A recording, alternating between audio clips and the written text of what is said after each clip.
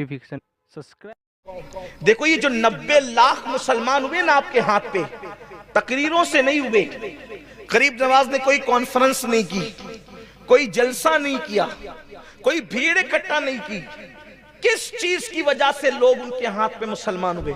انہوں نے انسانیت کا درس دیا. وہی جو چیز اللہ کے حبیب علیہ السلام نے پیش فرمایا سرکار غریب نواز نے. کیونکہ ہندوستان کا حال کیا تھا دیکھو، ہندوستان کے لوگ اتنے کچلے ہوئے تھے، کتنے کچلے ہوئے تھے. بیٹیاں شوہر کی چتاؤں پر زندہ جلائی جا رہی تھی. یہ ہندوستان ہمارے پیارے بھارت کی تاریخ ہے. اگر کوئی نوجوان لڑکی بیوہ ہو جاتی تو اس کے شوہر کی چتا پر اس کو شوہر کے ساتھ زندہ جلا دیا جاتا. یہ یہاں کا کلچر تھا، یہاں کی تہذیب تھی.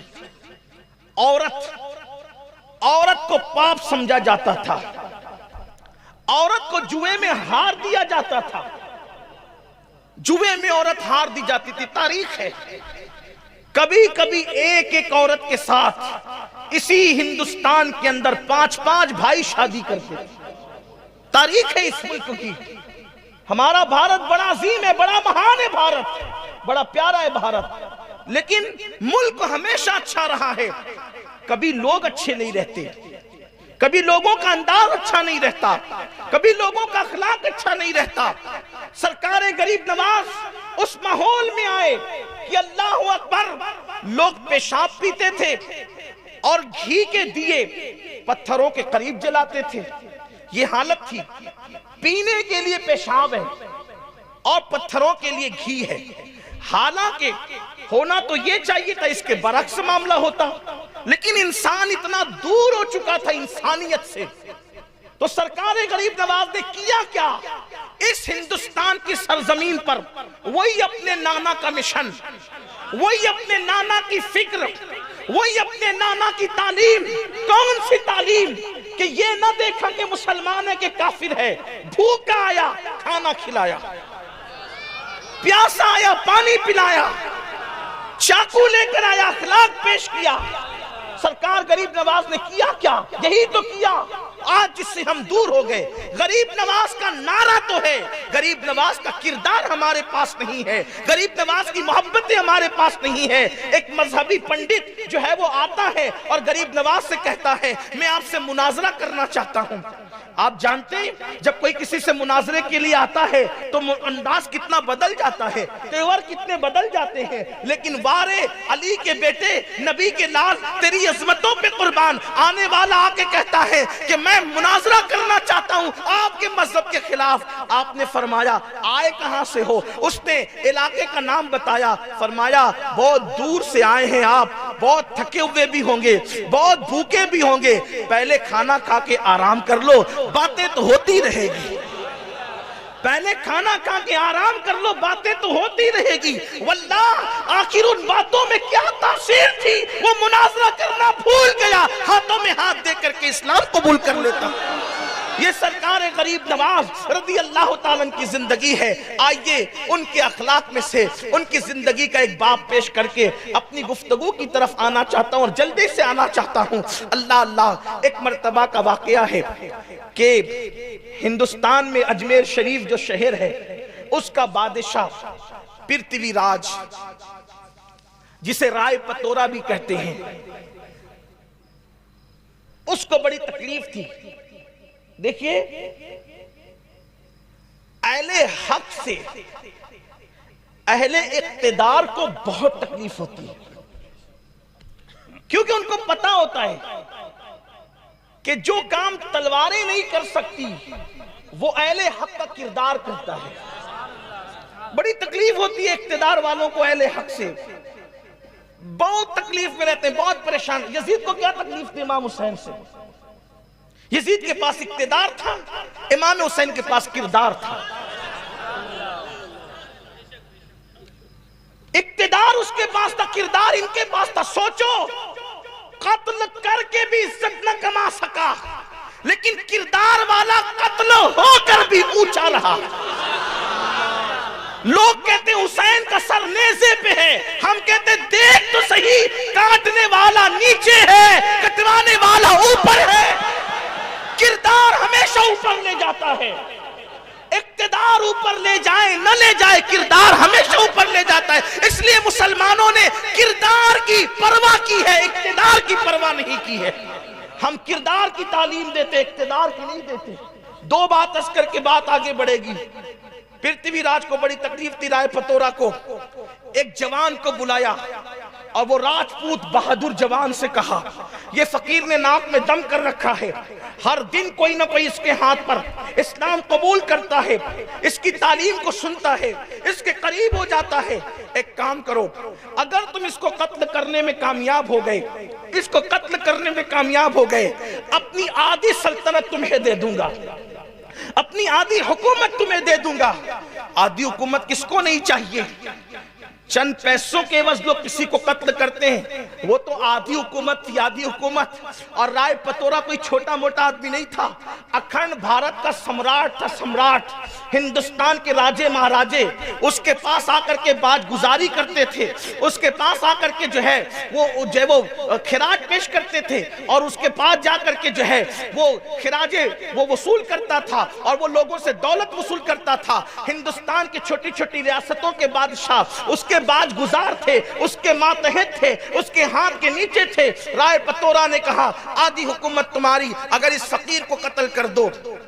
اس شخص نے خنجر کو زہر میں بجھایا، اور خنجر زہر میں بجھانے کے بعد اس نے کمر میں باندھا، اور کمر میں باندھنے کے بعد ہندوستان کا جو قدیم لباس ہے، پرانا لباس، وہ یہاں سے یوں آتا ہے کمر تک، اور پھر آ کر کے وہ پھیل جاتا ہے گھیر کی شکل میں. یہ مرد لوگ اس زمانے میں پہنتے تھے. اگر آپ نے پرانے دور کی تصویریں دیکھی ہوگی ہندوستانی تہذیب کی، گنگا جمنی تہذیب کی، وہ پرانی، تو آپ کو وہ کپڑے نظر آئیں گے.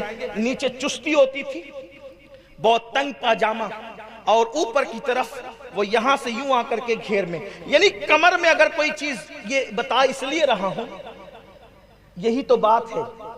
اگر کتاب میں جو لکھا ہے وہی میں آپ کے سامنے پڑھ کے سنا دوں تو پھر تقریر کہاں ہوگی؟ آپ کو میں کتاب ہی پیش کر دیتا کہ آپ پڑھ لو.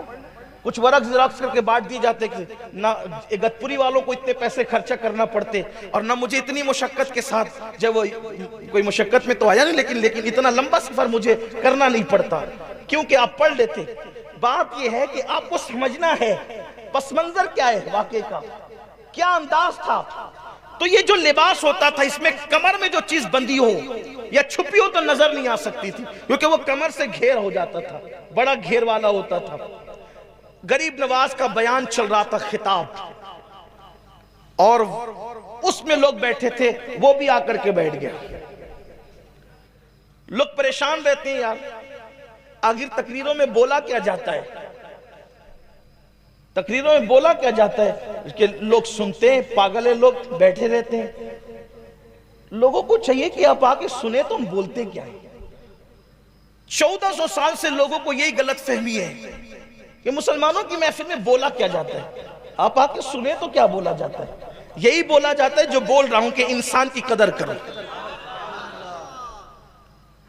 اور جہاں غلط باتیں سکھائی جاتی ہے وہاں جلسے روڈ پہ نہیں ہوتے، وہاں کان کان میں باتیں ہوتی ہے. اور ہمارے یہاں جلسے کان کان میں نہیں ہوتے، ہمارے یہاں جلسے میدان میں ہوتے ہیں، کیونکہ ہمیشہ حق بات میدان میں کہی جاتی ہے. جس بات میں جھول ہوگا وہ چھپائی جاتی ہے. ہمارے مذہب کی کوئی بات چھپی ہوئی نہیں ہے. اذان سے لے کے نماز تک، نماز سے لے کے کردار تک، ساری باتیں ہمارے یہاں چھپی ہوئی ہیں.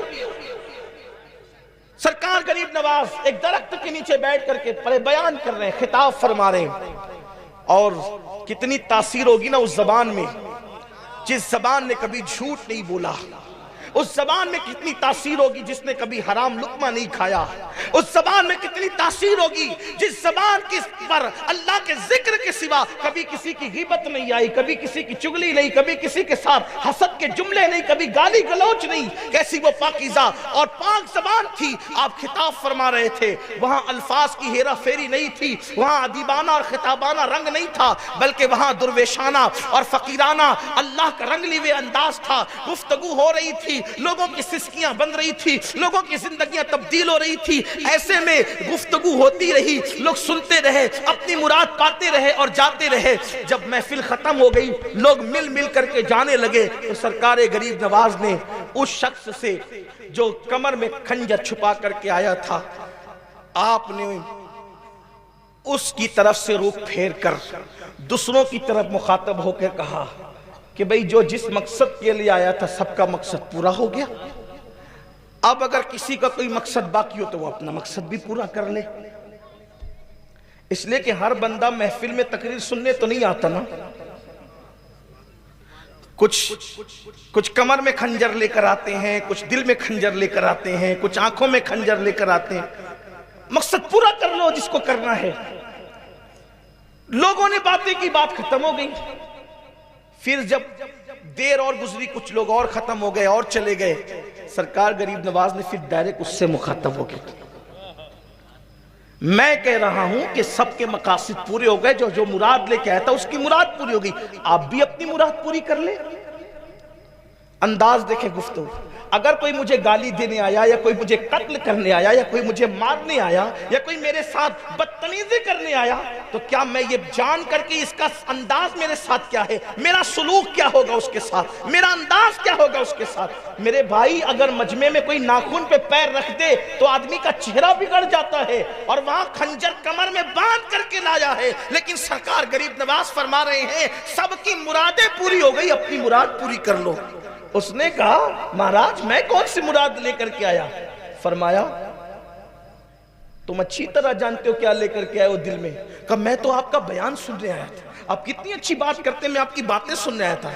फरमाया अच्छा, बयान सुनने के लिए आते हैं तो कमर में खंजर बांध कर आते हैं? बयान सुनने आते हैं तो कमर में खंजर बांध कर आते हैं?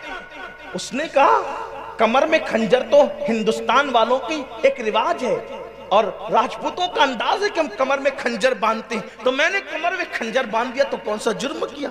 कहा अच्छा, खंजर बांधना अगर हिंदुस्तान वालों के यहाँ रस्म रिवाज है, तो बादशाह के महल में जाकर किसी की जान पर आधी सल्तनत का सौदा करना, यह भी हिंदुस्तान वालों का रिवाज है कि उस फकीर को कत्ल करके आधी सल्तनत कमाएंगे, ये भी हिंदुस्तान वालों का रिवाज है। अल्लाह अकबर।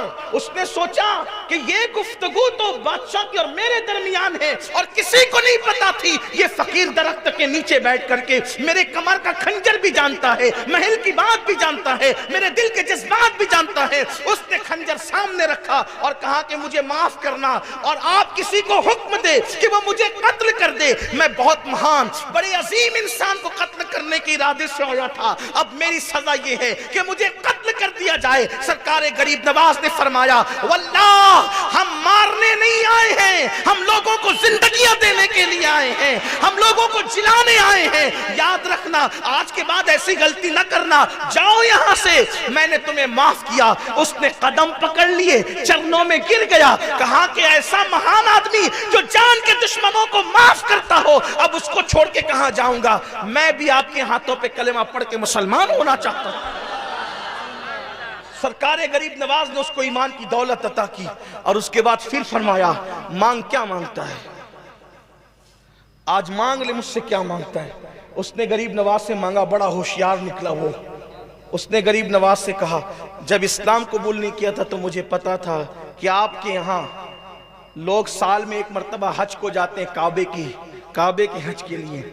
मेरी तमन्ना यह है कि मैं जिंदगी में 40 मर्तबा हज करूं। कितना होशियार है।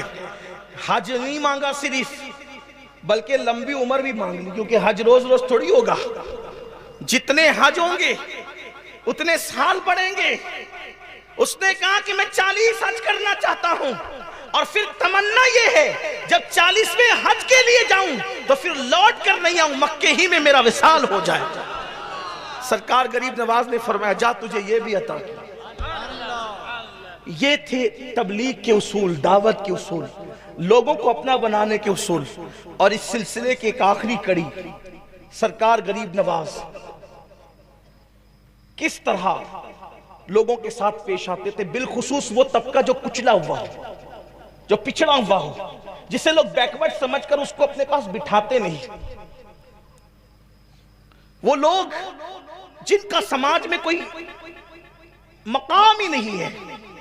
دیکھو حضور علیہ السلام, پہلے حضور کی زندگی کا ایک واقعہ پیش کر. جب میرے آقا علیہ السلام نے اعلان نبوت کیا تو جو 7 لوگ مسلمان ہوئے تھے پہلے 7 لوگ, سب سے پہلے ماں خدیجہ, عورتوں میں, مردوں میں سیدنا ابو بکر صدیق, غلاموں میں سیدنا زید بن حارثہ, چھوٹی عمر کے لوگوں میں مولائے کائنات, اور پھر حضرت سیدنا بلال, حضرت صہیب رومی. یہ وہ لوگ تھے جو شروع دن کے مسلمان ہیں, ابتدائی دنوں کے مسلمان. اسی میں حضرت عمار بن یاسر, حضرت یاسر, حضرت سمیہ, حضرت زنیرہ, یہ لوگ سب اول دن کے, یعنی کہ حضور پہ وحی آئی